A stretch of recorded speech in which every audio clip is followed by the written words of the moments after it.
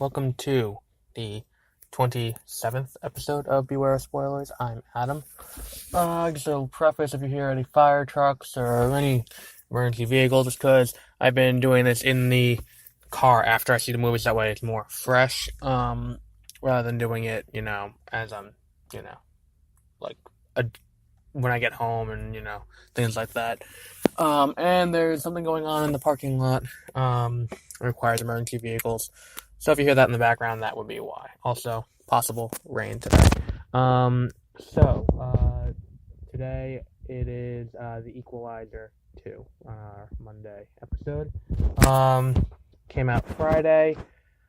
I'm not entirely sure how I feel about this movie because there are like three things going on at once that really don't come together into one thing at any real point. There is the first thing that really happens with this is the story that the trailer advertises, which is the espionage story of Denzel Washington's Robert coming out of retirement and dealing with all kinds of international conspiracies with some organization that's killing people who killed his friend. So that's what brings him out of retirement and makes him go after him. The second one is a story about him helping this kid that he that lives where he lives now stay out of gangs and try to keep him away from gang violence and things like that, which on its own would be another good movie to explore that kind of a relationship between an ex-Marine keeping this kid safe.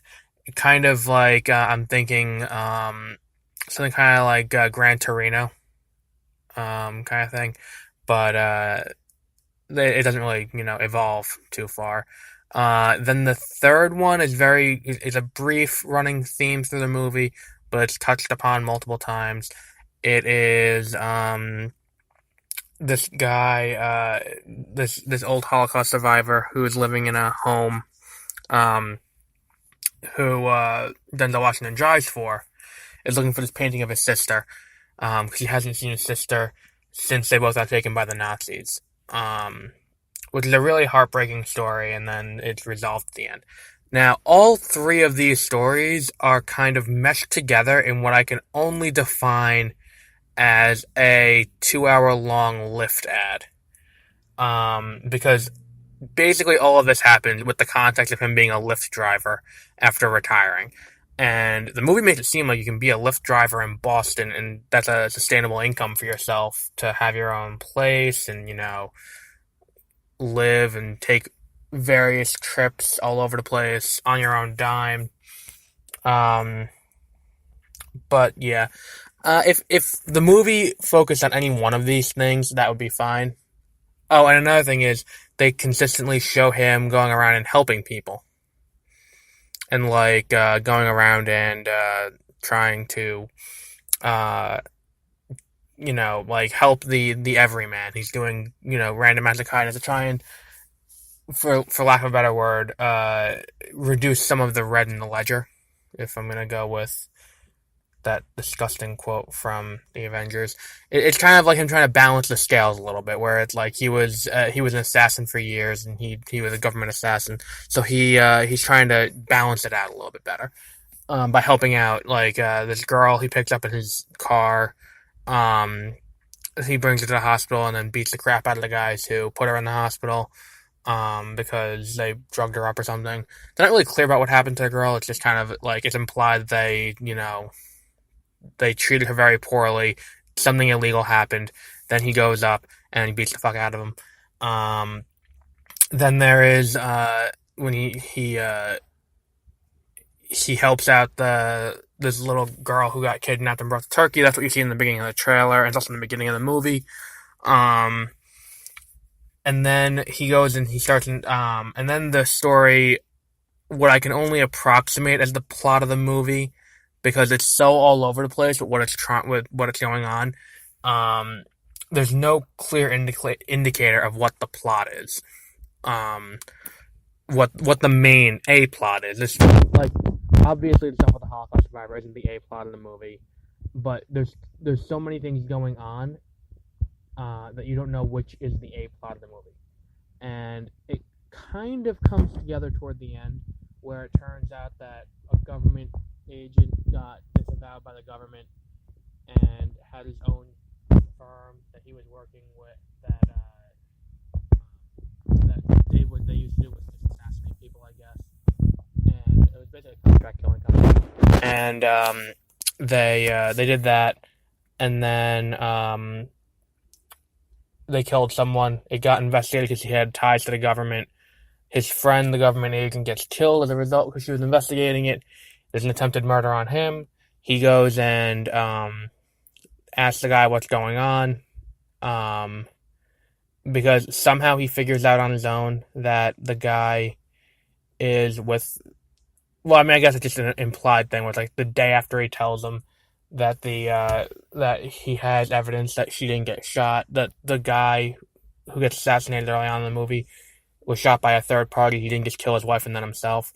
After he tells the government guy played by Pedro Pascal that the day after he gets almost killed, then he goes to his house, and it basically from the point, like, the movie is very slow moving, and it's not in a good way slow moving where it's like you don't need to have constant action the entire time for a movie like this. I get that, but something happening, anything happening, through the movie would be nice. That way you're not just sitting there looking at your watch waiting for the movie to continue.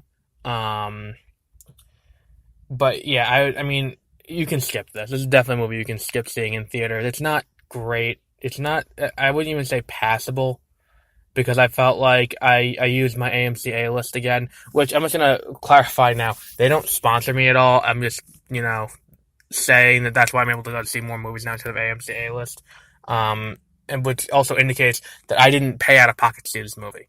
I went into the movie using an outside service, so that way I can get in. I already paid, and you get the point. Where it's like I didn't pay to see this movie, and I still feel like I was shortchanged.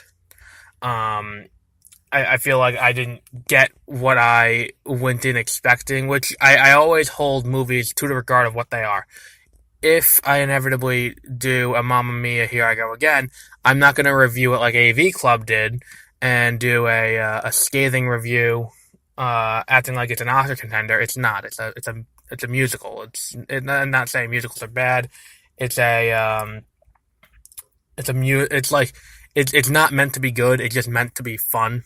It's like when I saw Fate of the Furious last year, I didn't go out of the movie going like, well, where was the in-depth character analysis? And it's like, well, you don't really need that. Like, it's like I came for the car chases. I got the car chases and the over-the-top action, and I felt like I got what I expected out of the movie. That wasn't the case here, where I don't feel like I got what I expected out of this movie, which was any semblance of interesting action. Until I'm gonna give them this, the third act was very cool. But it wasn't enough to offset the entire movie prior to that point. Like, Rogue One had the Vader sequence at the end, which was so cool that it made you forget about the first 2 hours of that movie being terrible. But this doesn't have that. This third act doesn't offset the first. It's not worth sitting through the first, however long the movie is, because I was in there so long and the movie was so boring and drawn out, and I was just waiting for the action to happen, that it felt like time kind of dilated in that theater, and I'm not entirely sure how long I was in there. All I know is I left, and it was 3:30. I got in there at I got in there at noon, at 12:30, left at 3:30, so probably around 2.5 hours, this movie. Maybe 2, maybe I don't know, maybe I'm underestimating, maybe, but there's no reason for the movie to be this long, and there's very little the ending could have done to offset the first 2 hours being so shitty. But yeah. So maybe skip it. Maybe if you can get it for like free on demand or something, when it inevitably goes on HBO, maybe watch it just to get your fill. And the other thing is, I've never seen the first Equalizer. I'm gonna just put that out there because I I feel like in the modern age, um, you don't need to have seen a previous movie to be able to enjoy the current one. Um, Take a look at the what's it called? The Avengers.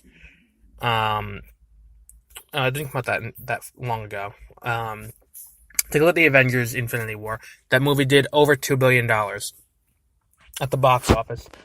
Now, the closest to it was another previous Avengers movie. So there were plenty of people who went into that not knowing who the Guardians of the Galaxy were, or who Doctor Strange was, or who Black Panther was, or anything like that. So you got to write sequels. I think in this age, um, more like in the vein of how Stan Lee always said to write comics. Every comic is someone's first. I think that was Stan Lee. Maybe I'm misattributing that quote. Wouldn't be the first thing misattributed to Stan Lee, but it like every entry is gonna be someone's first. It's gonna be their first time seeing it because not everyone's gonna be expected to come in and see the previous movie. That's why Star Wars has stopped branding the movies. Episode 1, Episode 2, Episode 3. If you buy the steelbooks, it all is just The Phantom Menace, Attack of the Clones, because they don't want anyone to feel like they need to watch the previous. They don't want to feel like there's homework going into the movie that you're seeing. And with the Equalizer 2, you can basically go into the movie without having seen the first one. I don't know if seeing the first one would make this one make any more or less sense, because I think the problem with this movie aren't with the plot itself being dependent on the first one too much. I think the problems with this movie are deeply rooted in the fact that its pacing is off and the plot of the movie is too all over the place. And it really speaks to, it feels like there was some disconnect and they were told, we got Denzel for a movie, and it's like, all right, let's throw every idea we can into this one movie. And quite honestly, I would watch a Denzel Washington movie about him being an ex-Marine or an ex-government assassin who's trying to keep some kid from making the wrong choices. Because that'd be an interesting movie to watch. I'd watch a movie about Denzel Washington being an ex-government assassin, being pulled out of retirement, Logan style, for one last mission because it impacted him personally. Again, would have been a good movie. Or I would have watched a movie about about him just going around as an ex-government agent, trying to right his wrongs, because in his previous line of work, you're not always morally 100% right. If he was going around trying to correct that by helping random people, that would have been an interesting movie too. Or, alternatively, I would have watched a slice of life documentary produced by Lyft about various people going about their day and why they're using Lyft. Similar to Taxi Cab Confessions. But none of these four possible things develop enough to be what the movie's about. And that's where this movie fundamentally has its problem. If it was one of these, it'd be fine. I like if it was the first one with him helping the kid, I could see this movie getting Oscar nominations. But because the chemistry between him and the kid is very good, I'm not gonna say the movie's bad, poorly acted or anything, but like there's just fun. Like you can't have a good movie if the plot itself isn't worked out, and that's what this movie's problem is. The plot isn't planned out, for lack of a better word. So skip this in theaters. I don't know. Maybe if you're looking for something to see this weekend, maybe go see something that's already out for a while. I feel like Jurassic World's gonna have no problem getting into a screening. Don't see Solo if you still have a theater showing that. Ant-Man and the Wasp is pretty good, so maybe go see that instead. But I'm not here to advertise those movies. I'm here to talk about this one. Just skip this one. You're not gonna hurt anyone by skipping this one. So let's end off there. The next movie I have on my itinerary for Wednesday is going to be The Incredibles 2, I believe. Let me take a look. Because I said this before with AMC A-List, you can reserve your movies in advance, so I basically have my week planned out, with this. I was going to go Monday and see Skyscraper, but I have to be up at 6:15 for something, and I figured that wasn't a good idea because that would probably kill me. Yeah, Incredibles 2 for Wednesday's show, Mission Impossible Fallout for Friday's show, which again, subject to change, but The Incredibles 2 is probably not going to change. So we'll be back Wednesday with The Incredibles 2.